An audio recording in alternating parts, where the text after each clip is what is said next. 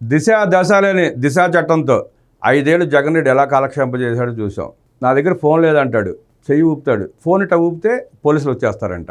రకరకాల విన్యాసాలు చేశాడు, రకరకాల నాటకాలు ఆడాడు.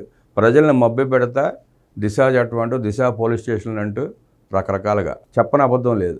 దిశ పోలీస్ స్టేషన్లు మొదలుపెట్టిన మొదటి రోజే ఆదిరెడ్డి భవానీ గారు, రాజమహేంద్రవరం సిటీ ఎమ్మెల్యే, వారు వెళ్ళి కేసు పెడితే అతిగతి లేదు. అక్కశమ్మలు అంటాడు చేతులు ఊపుకుంటా.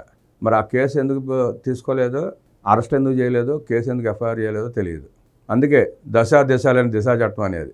అందుకే ముఖ్యమంత్రి గారు సమావేశం ఏర్పాటు చేసి శాంతి భద్రతలపై దృష్టి పెట్టండి, సీసీ కెమెరాల ఏర్పాట్లు పెంచండి అని చెప్పి, ఇది దిశానిర్దేశం అంటే. శాంతి భద్రతల పరిరక్షణపై ప్రత్యేక దృష్టి, సీసీ కెమెరాల విస్తృతిని పెంచాలని సూచన, వాట్సాప్ గవర్నెన్స్ పైన మరింత ఆలోచన చేయండి, ఆర్టీజీఎస్పై సమీక్షలో సీఎం చంద్రబాబు నాయుడు. ప్రభుత్వ శాఖల మధ్య డేటా అనుసంధాన ప్రక్రియ వేగవంతం చేయాలని సీఎం నారా చంద్రబాబు నాయుడు అధికారులను ఆదేశించారు. సచివాలయంలో రియల్ టైమ్ గవర్నెన్స్ సొసైటీ పనితీరును ముఖ్యమంత్రి సమీక్షించారు. సీఎం చంద్రబాబు నాయుడు మాట్లాడుతూ అన్ని శాఖల డేటాను ఆర్టీజీఎస్తో అనుసంధానించే పని మరింత వేగవంతం కావాలన్నారు. డేటా మొత్తం ఒక చోటకు చేర్చి డేటా లేక్ ఏర్పాటు చేసుకోవడం ద్వారా ప్రభుత్వ సేవలు మరింత వేగంగా మెరుగ్గా అందించేందుకు వీలుంటుందన్నారు. ఆర్టిఫిషియల్ ఇంటెలిజెన్స్, డీప్ టెక్నాలజీ లాంటి సాంకేతికతలను ఉపయోగించుకుని డేటాను విశ్లేషించుకుని ఆయా శాఖల పనితీరు మెరుగుపరచడానికి దోహదపడేలా ఆర్టీజీఎస్ సాంకేతిక సహకారం అందించాలన్నారు. వాట్సాప్ గవర్నెన్స్ ద్వారా ప్రజలకు సులభంగా సేవలు అందించగలమని,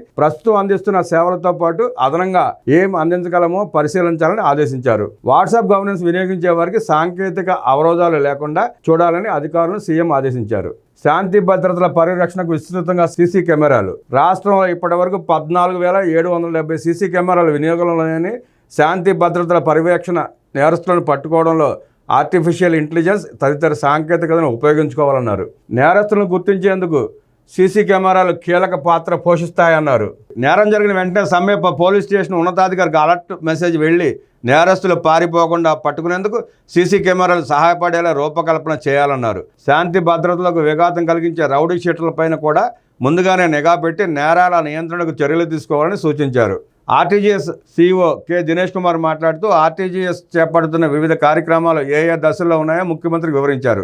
ఆర్టిఫిషియల్ ఇంటెలిజెన్స్ను విస్తృతంగా వినియోగం చేసుకోవడానికి గూగుల్ సంస్థ సహకారం అందిస్తోందని చెప్పారు. సమావేశంలో ప్రభుత్వ ప్రధాన కార్యదర్శి విజయానంద్ తదితరులు పాల్గొన్నారు.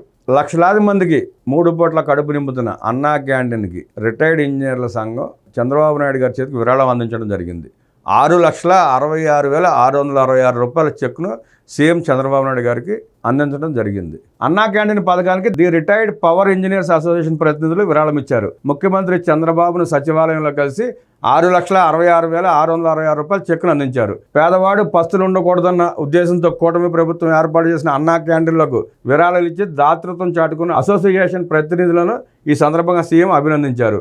చెక్కు అందించిన వారిలో association president M Venkateswara Rao, vice president Pattabhi Rama Rao, Y Kumaraswamy, secretary Sambasiva Rao, treasurer SSR Anjaneyulu, సభ్యులు డిటి నాయుడు, మల్లికార్జునరావు తదితరులు ఉన్నారు. అన్నా క్యాంటీన్కి మనకు తోచిన విధంగా, మనకు తోచినంత విరాళాలు ఇస్తే ఒక మనిషి కడుపు ఒకరోజు నింపినా మనకు పుణ్యం వస్తుంది. అన్నదాత సుఖీభావ అనే వాళ్ళ దీవెనలు మనకి, మన కుటుంబ సభ్యులు కూడా మంచిగా జరుగుతుంది. ఆ దీవెనల వల్ల మనందరికీ మంచి జరుగుతుంది. తెలుగుదేశం పార్టీ ప్రతిపక్షంలో ఉన్నప్పుడు కూడా అనేక ప్రాంతాల్లో అన్నా క్యాంటీన్లు పెట్టి ఉచితంగా ప్రజలకు భోజనం పెట్టిన సంగతి మీ అందరికీ తెలిసిన సంగతే.